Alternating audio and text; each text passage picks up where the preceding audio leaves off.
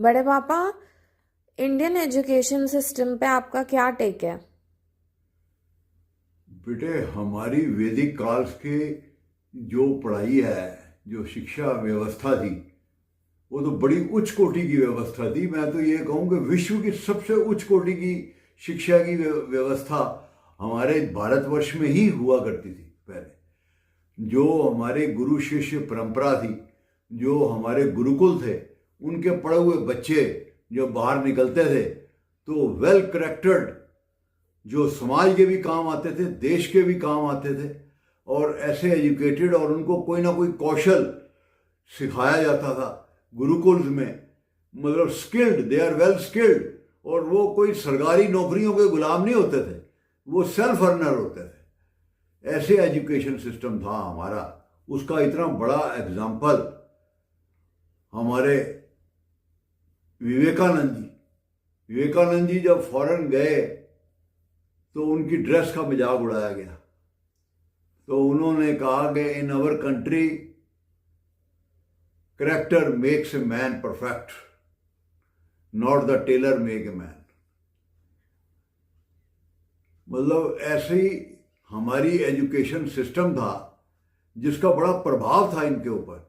और इन्होंने जब हम पे राज करना चाहा तो सबसे पहले हमारी एजुकेशन सिस्टम को ही डिस्ट्रॉय करने का इन्होंने सोचा।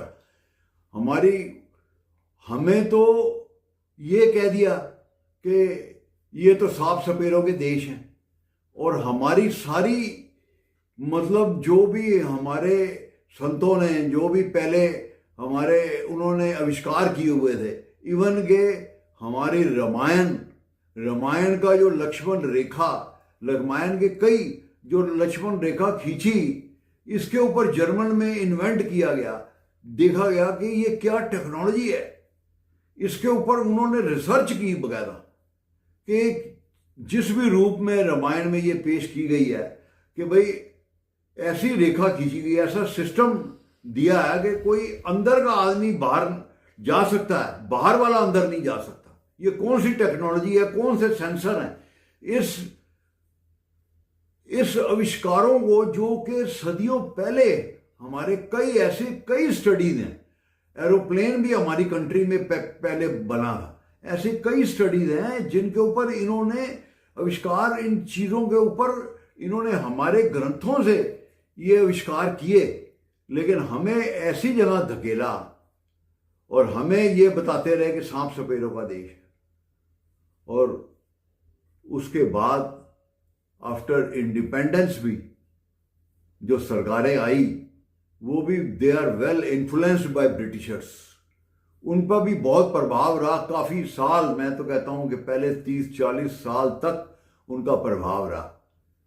हमारे एजुकेशन सिस्टम को ख़त्म करने का सबसे बढ़िया जरिया उन्होंने बुलाया इंग्लिश लैंग्वेज को यहाँ पे ला के। इंग्लिश लैंग्वेज की इतनी इंपॉर्टेंस बनाई गई कि 95% बच्चे गवर्नमेंट स्कूलों में पढ़ते थे, 5% स्कूल प्राइवेट खोल दिए। जो अमीरों के बच्चे, इनके बच्चे, लीडरों के बच्चे जो पढ़ते थे, और 95% बच्चों को तो ABC सिखाई जाती थी क्लास 5th में। और उधर स्कूल तैयार कर दिए इंग्लिश स्कूल। जो गवर्नमेंट स्कूलों के लायक से लायक बच्चे भी अपने आप का, उनका कॉन्फिडेंस इंग्लिश के द्वारा इतना डाउन कर दिया गया कि वो, और सारी हायर एजुकेशन को इंग्लिश में कन्वर्ट कर दी। इंग्लिश लैंग्वेज में सारी हायर एजुकेशन इंग्लिश लैंग्वेज में हो गई। हिंदी में कोई हायर एजुकेशन ही नहीं थी, जिसका इतना बड़ा नुकसान देश को हुआ कि 95% जो गवर्नमेंट स्कूलों में बच्चे लायक भी थे, बड़ा एक आधा % ही कोई ऐसा निकला बच्चा, अब्दुल कलाम जी जैसा, जो कि आगे बढ़ सका। बाकी तो बच्चे सब कलर की बन के रह गए, और वो गवर्नमेंट नौकरियों के पीछे भागते रहे, और उनको ऐसा आकर्षित बना लिया। और वो जो 5% बच्चे पढ़े, वो भी एक, मैं कह रहा हूँ, पता नहीं कैसी सोची समझी राजनीति थी उनकी, ब्रिटिशर्स की राजनीति थी, जो हमारे कंट्री के रूलर्स को इतना इन्फ्लुएंस कर लिया उन्होंने। और वो जो 5% बच्चे पढ़ते थे, वो ब्रेन ड्रेन हो गया सारा। वो सारी लाइकी इनकी कंट्रियों में चली गई, इनकी कंपनियां चलाने में, इनके यहाँ डॉक्टर बन गए इनकी कंट्रियों में, और हमारी कंट्री की सारी लायकी बाहर चली गई। ये इतना बड़ा विश्वासघात हुआ है हमारी कंट्री के साथ एजुकेशन सिस्टम के द्वारा, जिसका नुकसान हम आज तक भुगत रहे हैं। इंग्लिश लैंग्वेज के कारण उन सरकारी स्कूलों में पढ़े हुए बच्चों की सारी लायकी उस इंफीरियरिटी कॉम्प्लेक्स में दब गई। एक इंग्लिश को इतनी प्रेफरेंस दी गई, इतनी सुपीरियरिटी इंग्लिश को दी गई कि उनकी सारी लायकी उसमें दब गई। वो अपने आप को, उनके विश्वास की कमी हो गई। और कोई सरकारी ऑफिस में, गवर्नमेंट ऑफिस में जब कोई इंग्लिश बोलने वाला चला जाता था तो बड़े से बड़े, मतलब जो हरियाणा के, बिहार के गवर्नमेंट स्कूलों के पढ़े बच्चे इतने इन्फ्लुएंस्ड हो जाते थे उनकी इंग्लिश से, मतलब इंग्लिश को जरूरत से ज़्यादा ही प्रेफर किया गया। उसका बहुत नुकसान हुआ, उससे इन्फीरियरिटी कॉम्प्लेक्स दूसरे बच्चों में बहुत आया।